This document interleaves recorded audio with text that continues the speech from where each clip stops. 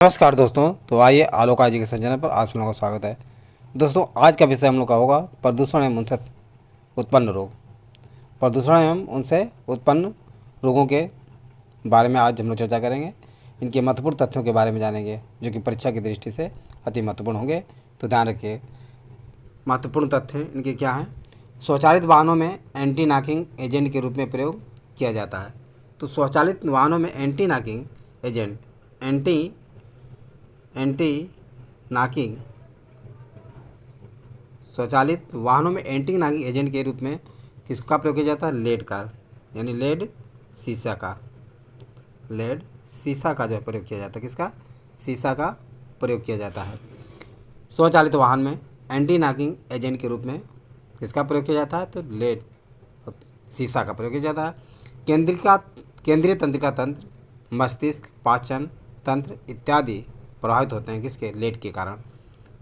इसके कारण कौन प्रभावित होते हैं? केंद्रीय तंत्रिका तंत्र, मस्तिष्क, पाचन तंत्र इत्यादि लेड के कारण प्रभावित होते हैं।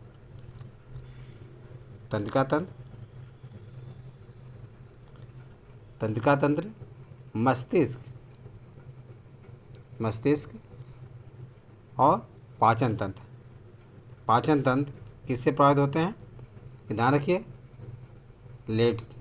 लेड यानी शीशा से प्रभावित होते हैं। रक्तदाब बढ़ाकर हृदय संबंधी बहुत से रोगों का मूल कारण बनता है। रक्तदाब यानी ब्लड प्रेशर बढ़ाकर हृदय संबंधी बहुत से रोगों का मूल कारण बनता है क्या? कैडमियम। किसका? कैडमियम मुख्य कारण बनता है। कैडमियम, ध्यान रखिए दोस्तों, रक्तदाब बढ़ाकर हृदय संबंधी बहुत से रोगों का मूल कारण बनाता है कैडमियम। पेयजल में कैडमियम की अधिकता से हो जाता है इटाई रोग। कैडमियम की अधिकता से क्या होता है? इटाई रोग हो जाता है। इटाई रोग जो है कैडमियम के अधिकता से होता है। ध्यान रखिए दोस्तों कि इटाई रोग जो है किसके कारण होता है? कैडमियम के अधिकता से। पेयजल में कैडमियम की मात्रा जब अधिक हो जाती है तो इटाई रोग हो जाता है। पारा मरकरी युक्त जल पीने से हो जाता है मिनी माता रोग। पारा यानी पारा से क्या हो जाता है? मिनी माता रोग होता है। मिनी माता रोग, ध्यान रखिए, मिनी माता रोग होता है किसके अधिकता? यानी मिनी माता रोग होता है पारा युक्त जल पीने से। पारा युक्त जल जब हम लोग ग्रहण करते हैं तो हमें मिनी माता रोग होने का पूरी चांस होता है। बारापन, आँखों का धुंधलापन एवं मानसिक असंतुलन तथा ओठ, जीभ व कई अंगों में शून्यता जैसी बीमारियां उत्पन्न हो जाती हैं किसके? मिथाइल पारा की वजह से। मिथाइल पारा वजह। बारापन आँखों का धुंधलापन एवं मानसिक असंतुलन तथा इसके साथ ही साथ ओठ, जीभ व कई अंगों में शून्यता जैसी बीमारियां उत्पन्न हो जाती है किसके? मिथाइल पारा के कारण। किसके? मिथाइल पारा के कारण। मिथाइल पारा के कारण दोस्तों ध्यान रखिए, मिथाइल पारा के कारण कौन कौन से रोग हो जाते हैं? बहरापन, आँखों का धुंधलापन एवं मानसिक असंतुलन तथा ओठ, जीभ व कई अंगों में शून्यता जैसी बीमारियां उत्पन्न हो जाती है मिथाइल पारा से। शीशे की विषाक्तता उत्पन्न करने वाले स्रोत हैं प्रगलन इकाइयाँ एवं पेंट। यानी शीशे की विषाक्तता किससे उत्पन्न होती है? तो प्रगलन इकाइयाँ एवं पेंट से। प्रगलन इकाइयाँ एवं पेंट से शीशे की विषाक्तता उत्पन्न होती है। दीवारों को छूने, पेंट की हुई अन्य चीज़ों के संपर्क में आने आदि से लोग संपर्क में आ जाते हैं किससे? शीशे के। यदि पेंट की हुई दीवार हो, उसके छूने से या अन्य चीज़ों के संपर्क में आने से लोगों को मतलब किसी के संपर्क में आ जाते हैं? शीशे के संपर्क में आ जाते हैं।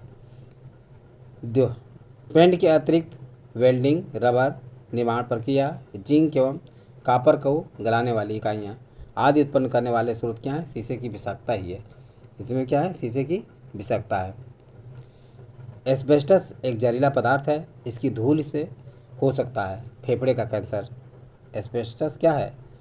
एस्बेस्टस एक प्रकार का क्या है? जहरीला पदार्थ है। इसके धूल से क्या होता है, फेफड़े का कैंसर होता है। किसका, फेफड़े का कैंसर होता है। एस्बेस्टस की धूल से, एक जहरीला पदार्थ है, इसकी धूल से फेफड़े के का कैंसर होता है, फेफड़े का कैंसर हो जाता है। ध्यान रखिए, फेफड़े का कैंसर किससे होता है, एस्बेस्टस के धूल कण से। उदर संबंधी समस्या उत्पन्न होती है पारे की विषाक्तता से। उदर संबंधी समस्या या पेट में दर्द किसके कारण होती है, पारे की विषाक्तता से। पारे की विषाक्तता पारे की विषाक्तता के कारण जो है पेट या उदर में दर्द उत्पन्न होता है। नेक्स्ट देखिए, अब परीक्षापयोगी तथ्यों के बारे में जानते हैं। देखिए, परीक्षापयोगी तथ्य क्या है। एस्बेस्टस फाइबर से घिरे वातावरण में ज़्यादा देर रहने से हो जाता है, क्या होता है, एस्बेस्टोसिस रोग। यानी एस्बेस्टस फाइबर से घिरे वातावरण में ज़्यादा देर तक यदि हम रहते हैं या हम लोग देर तक रहते हैं तो इससे क्या, कौन सा रोग होता है, एस्बेस्टोसिया।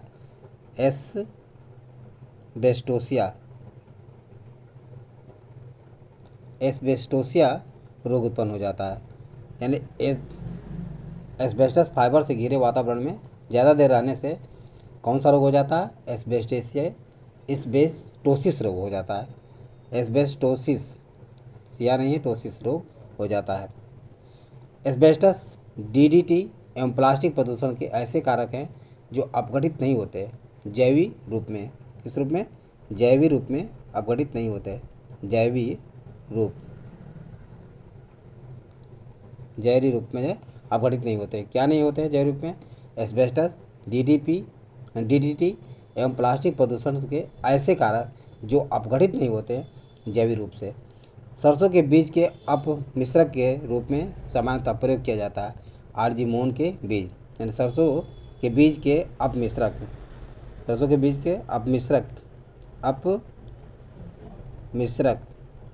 के रूप में प्रयोग किया जाता है। अपमिश्रक के रूप में क्या प्रयोग किया जाता है, आर्जिमोन के बीज। किसके, आर्जिमोन के बीज जो है प्रयोग किए जाते हैं। सरसों के बीज के अपमिश्रक के रूप में सामान्यतः प्रयोग किया जाता है आर्जिमोन के बीज। नेक्स्ट देखिए, सरसों के तेल में इसकी मिलावट से नामक महामारी फैल जाती है। कौन सी, ड्राप्सी फैल जाती है। कौन सी, ड्राप्सी नामक जो है महामारी फैल जाती है। सरसों के तेल में इसकी मिलावट ड्राप्सी की मिलावट से, सरसों के तेल में इसकी मिलावट आर्जिमोन के बीज की मिलावट से कौन सी बीमारी फैल जाती है, तो ड्राप्सी फैल जाती है। एक अपशिष्ट उपचार प्रक्रिया जिसके तहत अपशिष्ट पदार्थों के दहन के माध्यम से उनमें शामिल कार्बनिक तत्वों को नष्ट किया जाता है। कैसे किया जाता है, इंसीनरेशन के द्वारा। इंसीनरेशन के द्वारा, ये ध्यान रखिए दोस्तों। इंसीनरेशन के द्वारा जो है एक अपशिष्ट उपचार प्रक्रिया जिसके तहत अपशिष्ट पदार्थों के दहन के माध्यम से उनमें शामिल कार्बनिक तत्वों को नष्ट किया जाता है इंसीनरेशन के द्वारा। इस प्रक्रिया हेतु प्रयोग किया जाता है इंसीनरेटर का। इस प्रक्रिया में क्या प्रयोग किया जाता है, इंसीनरेटर्स का प्रयोग किया जाता है। कोयला दहन के फलस्वरूप कार्बन डाइऑक्साइड, नाइट्रोजन के ऑक्साइड, सल्फर के डाइऑक्साइड, क्लोरोफ्लोरोकार्बन तथा वायुजनित अकार्बनिक कणों जैसे फ्लाई ऐश, कालिक इत्यादि का उत्सर्जन होता है। किसे, ऊष्मीय शक्ति संयंत्रों से। ऊष्मीय शक्ति संयंत्रों से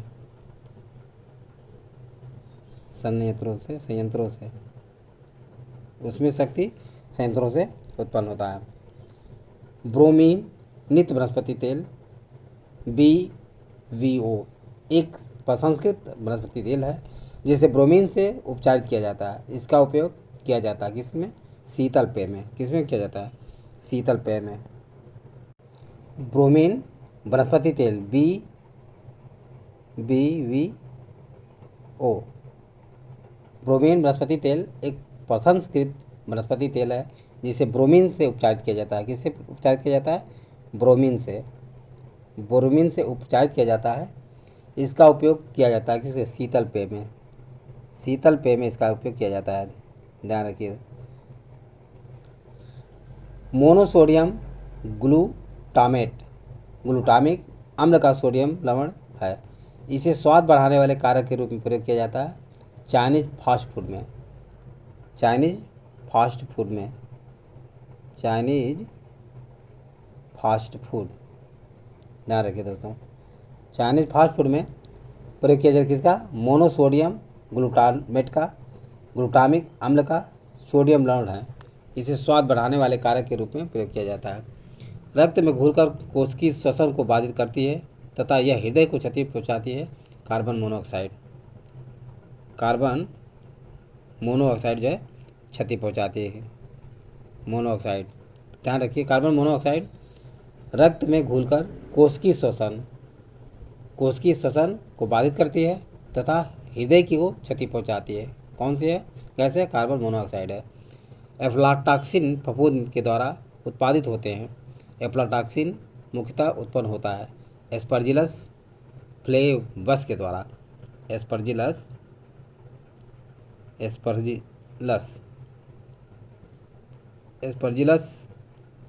किसके द्वारा, एस्परजिलस फ्लेवेस के द्वारा। तो एस्परजिलस फ्लेवेस के द्वारा क्या होता है, एफ्लाटॉक्सिन फफूंद के द्वारा उत्पादित होते हैं। एफ्लाटॉक्सिन मुख्यतः उत्पन्न होता है किससे, एस्परजिलस फ्लेवस के द्वारा। एफ्लाटॉक्सिन में एक कैंसर जनक पदार्थ होता है जो उत्पन्न करता है क्या, यकृत कैंसर। एफ्लाटॉक्सिन में एक कैंसर जनक पदार्थ होता है जो उत्पन्न करता है, क्या उत्पन्न करता है, यकृत कैंसर यानी लीवर कैंसर।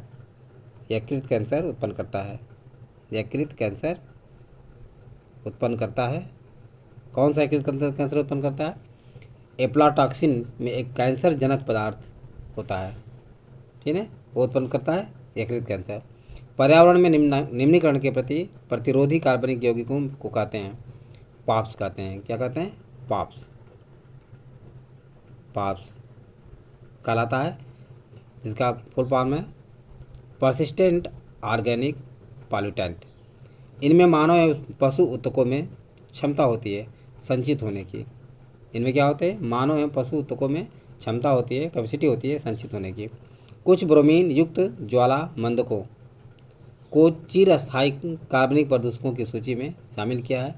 अस्थायी जैव प्रदूषकों पर स्टॉकहोम अभिसमय, अस्थायी जैव प्रदूषकों पर स्टॉकहोम अभिसमय उत्सर्जित होने पर जल, मृदा और वायु को संदूषित कर सकते हैं। यानी उत्सर्जित होने पर जल, मृदा और वायु, कौन कौन, जल, मृदा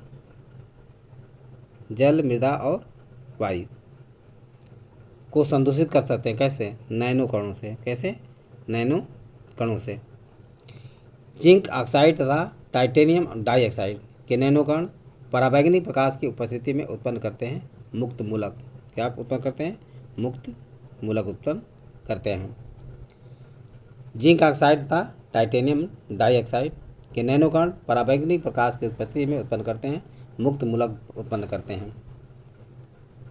रेडियो एक्टिव प्रदूषण के प्रभाव क्या होते हैं, कायिक, ऊतकों व अंगों को क्षति पहुंचाकर उनकी कार्य प्रणाली में बाधा उत्पन्न करना।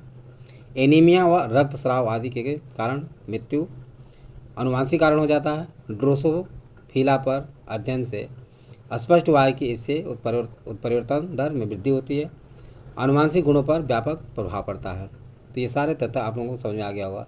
यदि वीडियो अच्छा लगा हो तो इसे सब्सक्राइब और लाइक अवश्य करें तथा अपने सगे संबंधी दोस्तों को शेयर करना न भूलें। थैंक यू दोस्त, नेक्स्ट वीडियो मिलेंगे।